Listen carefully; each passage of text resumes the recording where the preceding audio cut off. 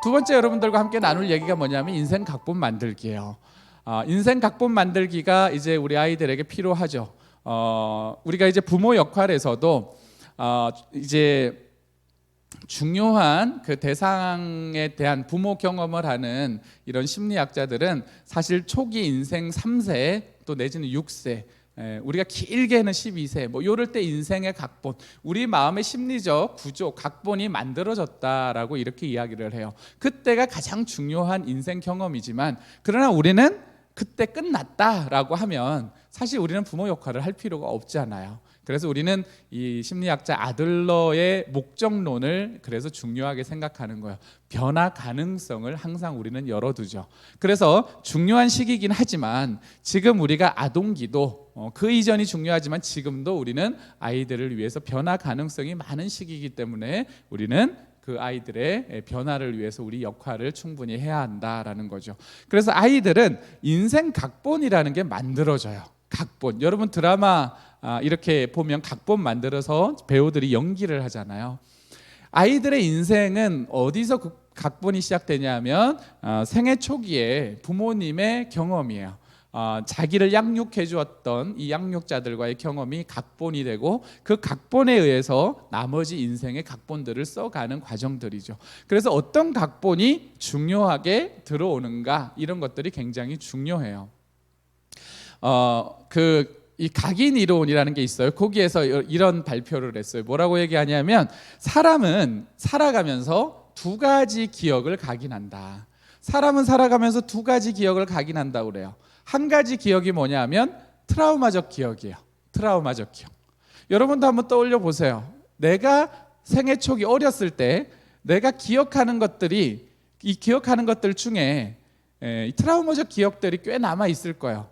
왜냐하면 트라우마는 공포고 두려움이잖아요. 그런 것들이 우리 가운데 기억돼요. 이게 스토리로 기억된다기보단 파편화되어 있어요. 그래서 그 파편화된 기억이 반복될수록, 트라우마 기억이 많을수록 이것이 이야기가 연결이 되죠. 그래서 이게 각본이 되는 거예요. 트라우마 기억이 내 인생의 큰 각본이 되는 거죠. 저 같은 경우도 폭력하는 부모, 이 부모 밑에서 자라다 보니까 이 폭력이라는 각본이 제 안에 있어요. 트라우마 기억이에요. 그래서 목소리가 커지거나 거칠게 말을 하거나 욕을 하거나 뭐 이런 것들을 들으면 굉장히 긴장을 해요. 이런 게 이제 트라우마 기억에 나오는 나의 반응들이죠. 또 하나가 뭐냐 하면 행복한 기억이에요. 모든 아이들이 성장하면서 각본을 만들 때 기억하는 두 번째는 행복한 기억이에요.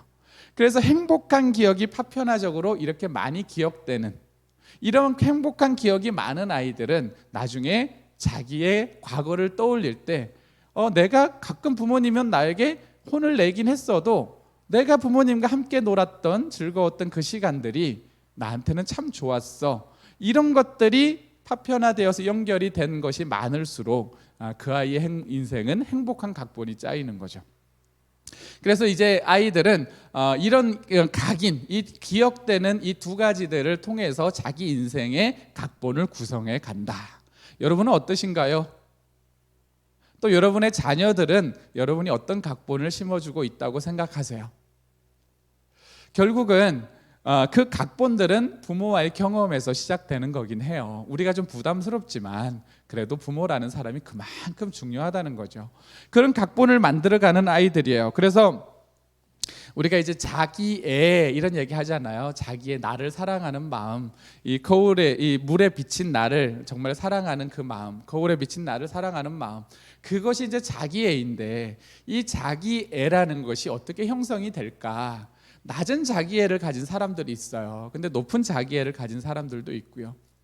근데 이제 위니컷이라는 이 대상관계, 정말 부모 경험을 중요시 말하는 그 사람 중에 한 명이 이 높은 자존감, 건강한 자기애는 세 가지를 통해서 형성이 되더라라고 이야기를 해요. 그 중에 하나가 뭐냐면 안아주기예요. 안아주기. 사람은 다 여기 안에 인정 기하가 있다고 이야기해요. 기하, 굶주림, 인정이라는 건 안아주고 알아주고 이런 것들이 인정이잖아요. 그래서 모든 아이들은 이런 안아주는 것, 신체적으로 어렸을 때는 접촉이죠. 신체적 안아주기.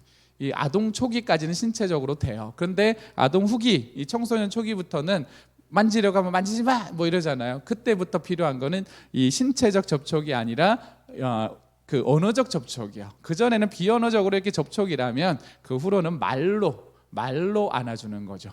뭐 네가 사랑스럽다, 네가 좋다, 네가 자랑스럽다 이런 게 다 안아주는 말들이요. 그래서 유니컷은 안아주기다. 두 번째는 욕구 수용이다. 욕구 수용이라는 것은 뭐냐면 그대로 들어준다는 뜻이 아니에요. 나 게임 2시간씩 뭐 3시간씩 할래. 그래, 욕구 수용 이런 게 아니에요. 욕구 수용이라는 건 알아주는 거죠. 안아주는 것과 좀 다르죠. 알아주는 거. 나 게임 많이 하고 싶어 라고 하면 그렇지, 게임하면 즐겁지, 게임 많이 하고 싶을 거야. 요런 게 욕구 인정이에요. 나 예뻐지고 싶어. 그러면 네 얼굴이 어때서 이런 게 아니죠. 욕구 수용이라는 거는 그래, 예뻐지고 싶겠다, 네가 예뻐지고 싶은가 보다. 아이가 원하는 욕구를 부모가 그냥 수용해 주는 거예요. 수용해 주는 거. 이런 것들이죠. 나 잠 안 자고 놀러 가고 싶어. 그치, 노는 게 재밌고 좋지. 이런 것들이 욕구 수용이에요. 아이들이 원하는 걸 이야기할 때 그런 것들에 대해서 벽이 되는 것이 아니고, 그렇지, 그래, 놀고 싶을 거야. 그래, 게임 하고 싶은 거는, 게임은 즐거운 거니까 하고 싶지. 자, 이런 것들이 욕구 수용이에요.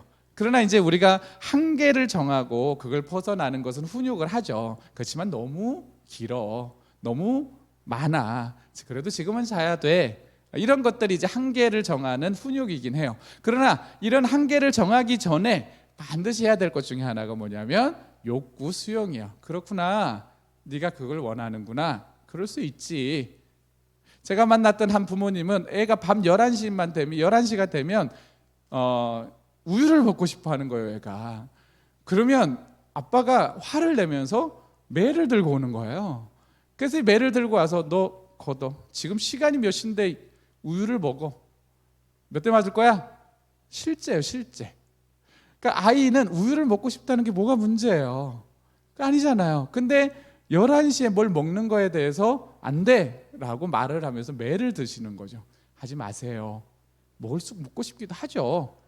그렇게 이야기를 하면서 이제 바꿔가는 과정들을 했는데, 모든 행동에는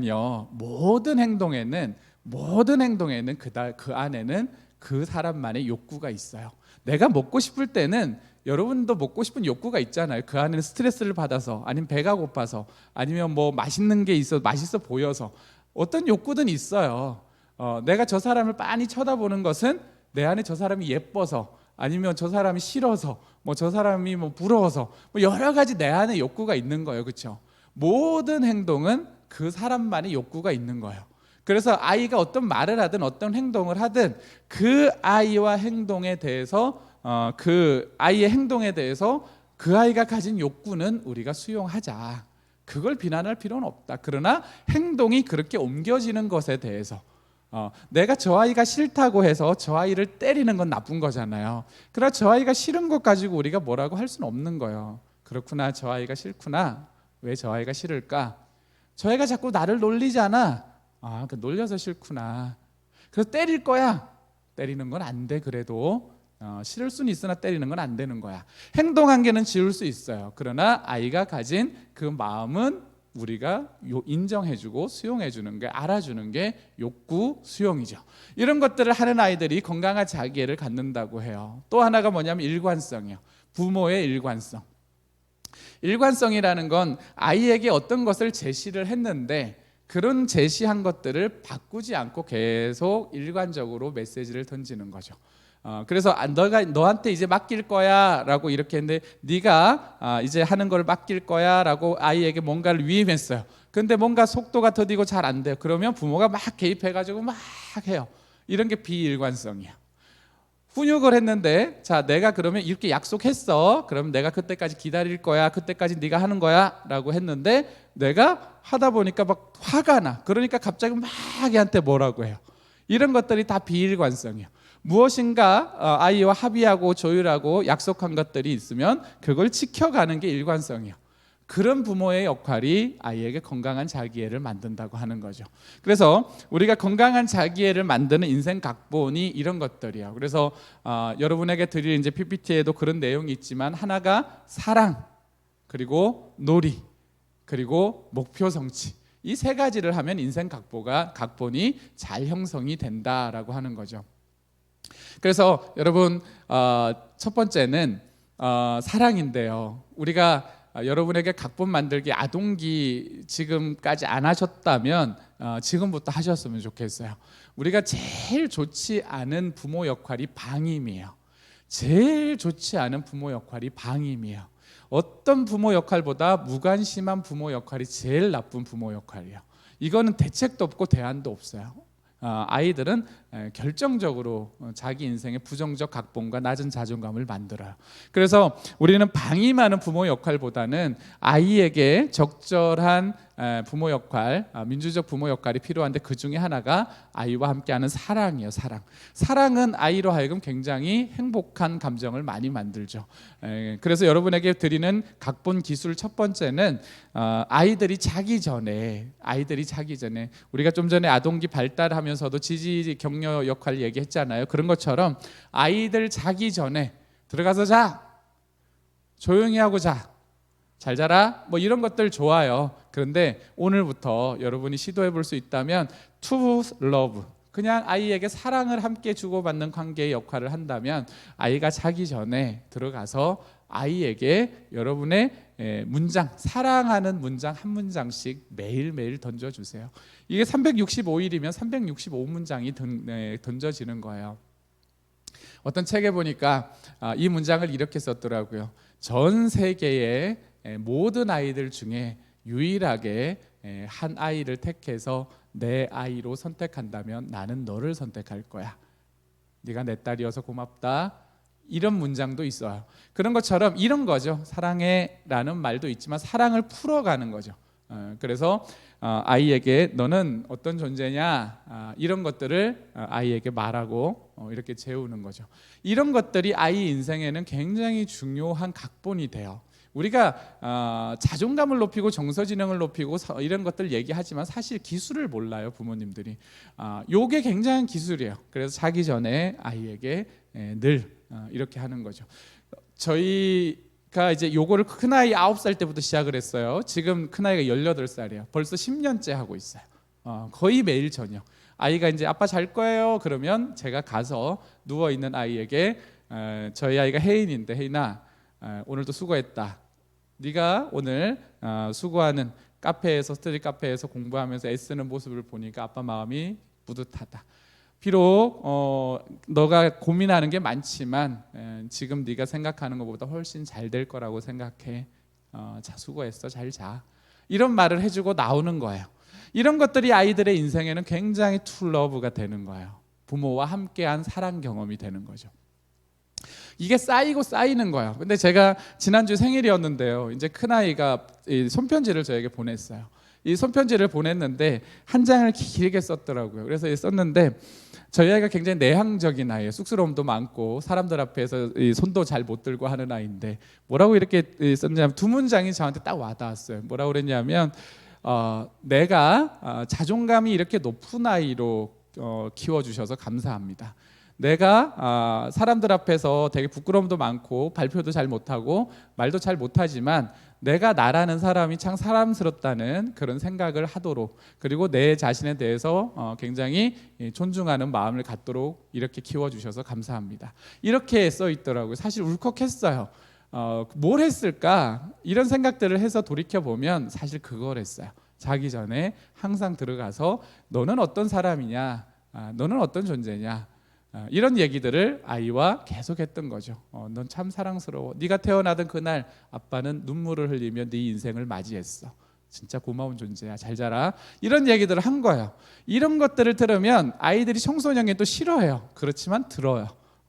이런 것들이 부모로부터 이런 얘기를 많이 듣는 아이들이 인생 각본의 툴 러브가 되는 거야. 내가 참 사랑스럽구나. 세상이 참 사랑스럽구나. 사람이 나를 참 사랑하는구나. 결국 자녀는 부모를 통해 세상을 보기 때문에 부모가 나를 어떻게 보고 있는지에 대한 이 안경, 거울이, 이 안경이 세상을 보는 눈이 되는 거죠. 그래서 그런 걸 하시고요. 두 번째가 투 플레이예요. 아이들은 놀이에요. 우리도 노는 거 참 좋잖아요. 노는 것만큼 좋은 게 어디 있어요? 그래서 아이들도 노는 걸 너무 좋아해요. 이 놀이를 통해서 행복한 기억을 각인하는 거죠. 아이와 부모 사이에 어떤 경험이 기억나십니까? 라고 아이들에게 묻는다면 두 가지 이야기예요. 혼난 기억 그리고 놀았던 기억이에요. 그만큼 놀이라는 건 강력한 무기예요. 그래서 아이와 논다라고 하는 거 이거 참 중요한 거거든요. 그래서 여러분에게 두 번째 드리는 이제 각본은 뭐냐면 아이와 2주일에 한 번은 놀아라. 청소년 아동기면 일주일에 한 번, 아동 후기 청소년 초기부터는 2주일에 한 번. 그래서 어떻게 정하냐면 뭐 매주 금요일 저녁 9시부터 9시 30분까지 이렇게 정하는 거예요. 뭐 9시부터 10시까지. 이때는 웬만하면 가족이 다 모여요. 그렇게 해서 어릴 때는 몸놀이 중심으로, 조금 크면 보드게임이나 이렇게 서로 주고받는 그런 게임들 중심으로 이런 것들을 아이들과 일주일에 한 번 내지 2주일에 한 번을 하는 거죠.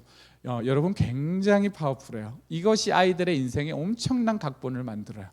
저희 아이들을 보면 항상 그때 저희는 가족 화목 활동이라는 이름을 붙였어요. 그래서 우리가 금요일 저녁에 가족 화목 활동하는 날이야. 항상 그게 있어요. 지금은 이제 아이들이 좀 더 많이 커가지고 지금은 한 달에 한 번 해요. 어디 뭐 놀러 가고 이런 것도 하지만 모여서 하는 거예요. 모여서 요즘 보드게임 같은 것들을 해요.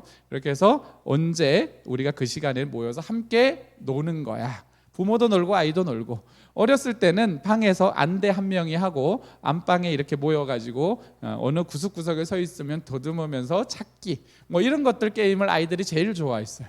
이런 놀이들이 아이들의 인생에서는 행복한 기억의 각본을 만들어요. 그래서 여러분 아이들과 한번 상의해서 어떤 놀이를 할까는 애들이 다 알아요. 부모가 정할 필요가 없어요. 왜냐하면 애들이 놀이에 대한 것들은 부모보다 훨씬 더 많은 정보를 가지고 있어요. 그래서 금요일 저녁에 그렇게 하나의 목표를 좀 정해봐라.